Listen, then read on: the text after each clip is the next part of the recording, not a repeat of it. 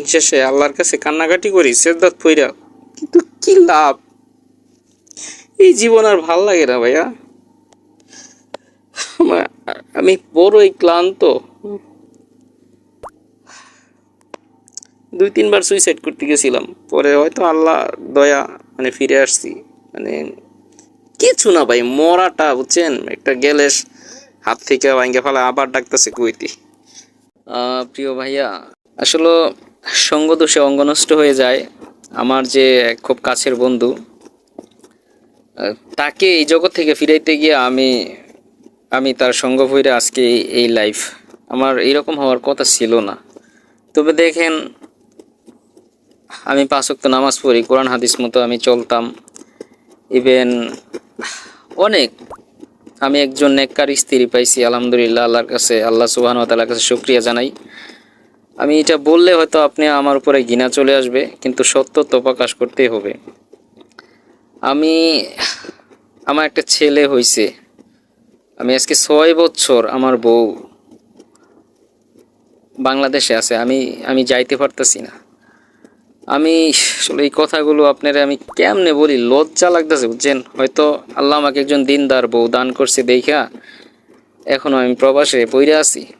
এটা যে কত কষ্টের জীবন, আর কি বলবো বুঝছেন, কাঁদতেও পারি না। কিভাবে যে এইখান থেকে ফিরি, কোনো রাস্তা দেখি না আমি। অনেকেই বলবো, আপনিও বলবেন ভাই ছাইরা দেন, আজকেই শেষ দেন, কিন্তু ভাই ঋণগ্রস্ত হয়ে আছি। তার উপরে এমনও মানুষ আছে জায়নামাজে বইসা আমার জন্য বদ্ধ। ভাইয়া, আপনি যেই কথাটা বলছেন, আসলে এরপর আর কোনো কথা থাকে না, কোনো সিক্রেট কোনো বিষয়ও না যে অনেকের টাকা পয়সা দিছি, হ্যাক ফাইল দিবে, এইটা করবে সেইটা করবে, সব দিক থেকে ধরা খাইছি বুঝছেন। আপনি আমার একজন মুসলিম ভাই হিসাবে আমি আসলে 90% জনে বলবো এখান থেকে ফিরে আসো, তওবা করো। ভাই, আমার ওই রকম ঈমান নাই সাহাবীদের মতো যে মুখ দিয়ে একটা বইলা এটার উপর বহাল থাকবো। তবে আমি যে সিচুয়েশনে আছি, কি বলবো বুঝছেন, এখন এখান থেকে মৃত্যুও তো সমাধান না, জাহান্নামে যাইতে হইব, আল্লাহ সুবহানাহু ওয়া তাআলা ভালো জানে। কিন্তু কি করব এখন? মাঝে মাঝে ইচ্ছে করে ডাকাতি করি, চুরি করি, খুন করি, আবার ইচ্ছে করে যে না ভালো হয়ে যায় একবারে তওবা করি। আবার দেখেন, আমি 15 লক্ষ টাকা ঋণগ্রস্ত আছি। বললাম তো যে আমি 1 টাকা ঋণ থইয়া আমি খালেস নিয়তে তওবাও করতে পারতেছি না। যে কয়টা দিয়ে বুঝাম যে আল্লাহর উপরে তাওয়াক্কুল করলে ঠিকই এইখান থেকে বাড়ানো। আমি তো বললাম ভাই, আমার ইমানটা ওই রকম মজবুত নাই, হয়তো ইমানই নাই, শুধু 5 ওয়াক্ত নামাজটাই পড়ি। তো পারিবারিক দিক থেকে এতটাই আপনি সবই জানেন, আপনার ভিডিওগুলোতে সব আমার কথাই প্রকাশ হয় মনে হয়, আর প্রতিটা জুয়ারের একই সমস্যা আমার মনে হয়। এখন এইখান থেকে 70 লক্ষ টাকা আমার যেটা চলে গেছে আমার ইনকাম সোর্স থেকে, এটা গেছে। তারপরে আমি 15 লক্ষ টাকা ঋণগ্রস্ত আছি, বিকাশে এমনে হেমনে। জীবনে ভাই কত মিথ্যা, কত আশ্রয়, ডেট, আয় হায়, এগুলা এমনিতেই চলে আসে। আমি বর্তমানে যে কফিলে চাকরি করি জানেন, ওই কিছুদিন আগে, এটা আসলে আমার এটা পার্সোনাল বিষয়, তারপর আপনার সাথে শেয়ার করি একজন দিনী ভাই হিসাবে। আমি তার কাছ থেকে মনটাই হ্যাঁ, ওই আমার কফিলের ছেলে আসছিল আর কি। তো ভাইয়া, আমি দেখেন আপনাকে যেহেতু ভালোবাসি, সেই 2019 সাল থেকে আপনাকে আমি ফলো করি।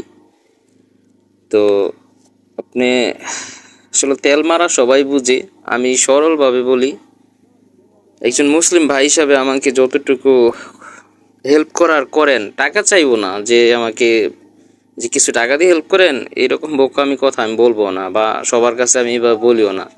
হ্যাঁ, একটা রেকর্ডিংয়ে একটা কথা আপনার কাছে বলছিলাম, ঠিক আছে?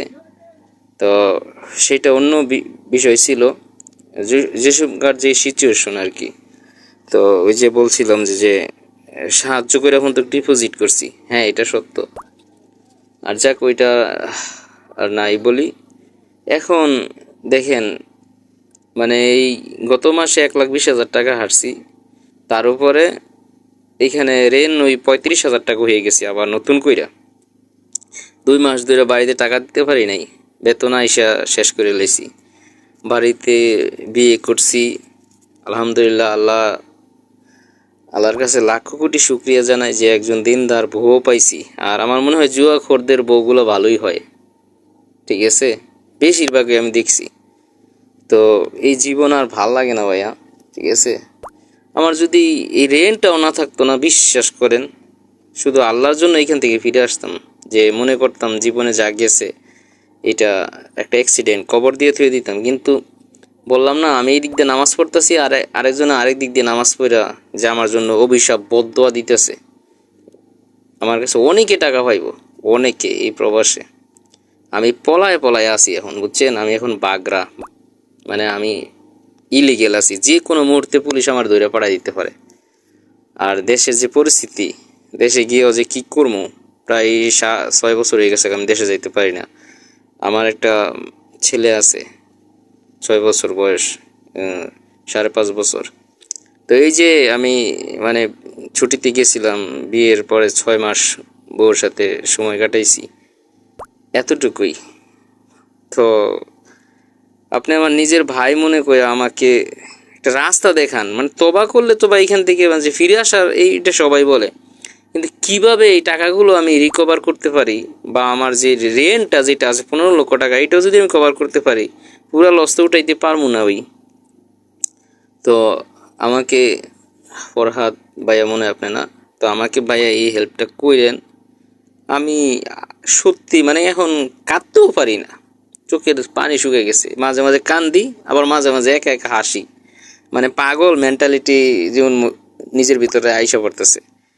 তো আমি এমন একটা সচেতন মানুষ, যেই মানুষটা সারা জীবন মানুষের উপকারই করার নিয়ত ছিল, সেইখানে এখন মানুষের মানে পথে কাটা হয়ে গেছি, ঠিক আছে? ইভেন ফ্যামিলি, মা বাবা সবার থেকে বিচ্ছিন্ন হয়ে গেছি। আমার ছোট আপন ভাই, আলহামদুলিল্লাহ আমরা 3টা ভাই, ওরা সচ্ছল। আমার ছোট ভাইয়ের মালয়েশিয়া দোকান আছে, রেস্টুরেন্ট আছে, কিন্তু আমার কিচ্ছু নাই। আমার ছোট ভাইয়ের আছে। আমি আপনার মতোই বয়সের দিক থেকে। আর এখন কি বলবো, আমি জানি হাজারো মানুষ আপনাকে নক দিতে হয়, কিন্তু আমাকে একটু আলাদাভাবে রাইখা একজন বন্ধু ভাই হিসাবে আমিও ভাই আপনার মতো দিন শেষে আল্লাহর কাছে কান্নাকাটি করি সেজদাত পইরা, কিন্তু কি লাভ? এই জীবন আর ভাল লাগে না ভাইয়া।